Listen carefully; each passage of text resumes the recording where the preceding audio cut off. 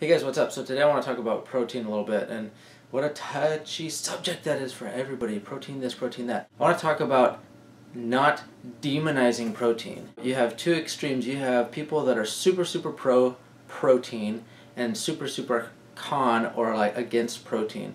I'm talking about specifically to the people that are super against protein. There's no need to demonize it and just think it's the enemy and the devil. This does not mean that you need to be going crazy trying to get protein in. But I'm talking about the people that are thinking like, oh, like 5% protein should be totally fine for me. Well, if you're doing 5% protein, okay, that probably would be okay if you're eating 6,000, 7,000 calories a day. You have to remember in plant foods, they all have some amino acids, but they have different levels. Now listen carefully, please, because people want to like take one word and try to run with it and say, oh, you said this. Listen carefully. A raw food vegan eating under their calories and doing like heavy mono meals. Okay, you're not going to get enough amino acid balance. You don't need to have a complete and correct amino acid balance at each meal, but through a 24-hour period you want to get enough different amino acids in your body. And what that is by getting multiple different sources of food and or good foods that have good quality protein in it, and or eating a ton of like calories, like a ridiculous amount of calories that you probably wouldn't be able to put down anyways. So I'm not against protein, and how much I say this? This is such a. I feel like this is such a stupid video. I'm saying I'm not for or against protein. You need protein in your diet. You need protein for a lot of different things, just like you need other stuff. This video is going to be called "Don't Demonize Protein." You know what? I'm going to do another video that's going to say "Don't demonize carbohydrates," and then the next one will be "Don't demonize fats," because everybody wants to go to these extreme levels and start radically changing stuff. So a lot of stuff you need to remember, the bad stuff that we hear about protein with a lot of these plant-based doctors are the big serious fact of it is the protein is coming from animals. So you're talking about cholesterol, saturated fat, and a high kind of like an acid environment by a lot of these animal proteins. So if somebody were to tell me, I'm not going to eat the extra little bit of beans, or I'm not going to eat that extra little thing of lentils, or I don't want to have any of that soy milk because that has some more protein in it. I'd be like, are you crazy? So you're going to cut out your servings of beans and lentils and soy and tofu and possibly nuts and seeds.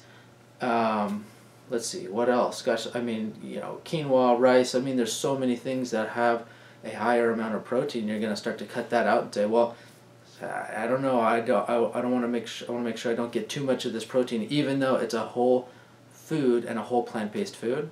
So that's kind of my question to you: is are you really severely going to try to limit your protein, even if it's coming from a whole food plant-based meal? So I'm not saying you need to go crazy and try to go out of your way for a high protein diet. Everybody reacts to different stuff, and this is something I'll say all the time.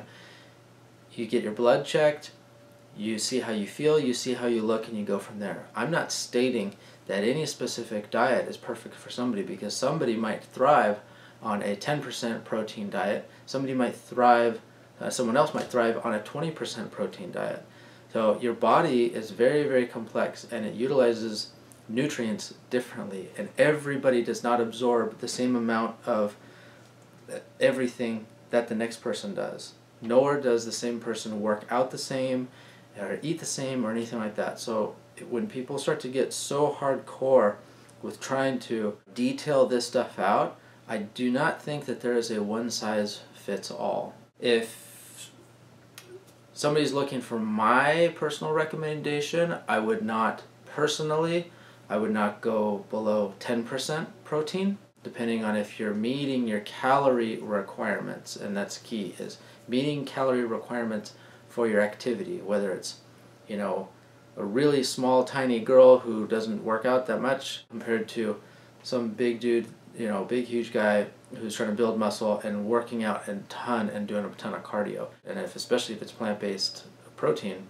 I mean, I don't really see how you can go wrong. Just remember that, and anything that starts to get too extreme one way or the other, you need to start questioning it and start looking at it from a different perspective and start to see how your body feels and reacts to things, not how somebody else that you see on TV or on YouTube or in a magazine reacts to something. Yeah, this will probably be a very interesting video. People probably are looking to have all kinds of comments in the bottom. Dude, it's fucking proven you only need like 3% protein, and then other people will be like, well, you should be on like a 50% protein diet if you're trying to, you know, build muscle. So once again, everybody in the world has opinions, and that's what makes the world go round, I should say.